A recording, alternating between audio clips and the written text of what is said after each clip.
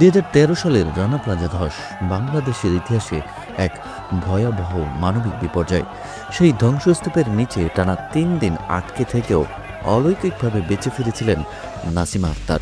কিন্তু ভাগ্যের নির্মম পরিহাস, অনেক বছর পর সেই মৃত্যুর মুখ থেকে ফিরে আসা মানুষটি এবার প্রাণ হারালেন পদ্মা নদীতে বাসডুবির মর্মান্তিক এই ঘটনায়।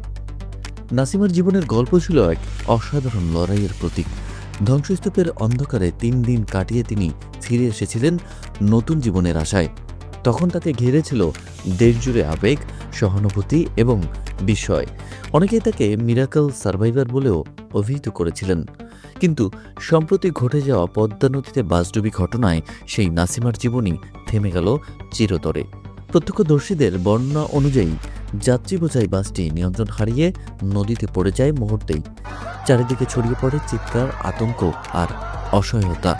উদ্ধার অভিযান শুরু হলেও অনেকের মতো নাসিমাকেও আর জীবিত উদ্ধার করা সম্ভব হয়নি। স্থানীয় প্রশাসন ও ফায়ার সার্ভিস জানায়, দুর্ঘটনার পরপরই উদ্ধার কাজ শুরু করা হলেও স্রোত এবং প্রতিকূল পরিবেশের কারণে কাজ ছিল অত্যন্ত কঠিন।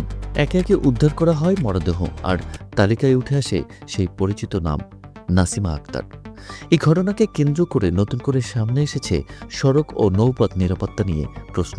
এদিকে বিশেষজ্ঞরা বলছেন, একই ব্যক্তি একবার বড় দুর্ঘটনা থেকে বেঁচে ফিরে এসে আবারও আরেকটি দুর্ঘটনায় প্রাণ হারালো।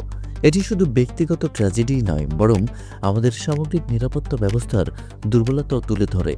নাসিমার পরিবার ও স্বজনদের কান্নায় ভারী হয়ে উঠেছে পুরো এলাকা। তারা বলছেন, একবার মৃত্যুর মুখ থেকে ফিরে এসেছিল, ভেবেছিলাম আর কিছু হবে না, কিন্তু শেষ পর্যন্ত তাকেই হারাতে হলো।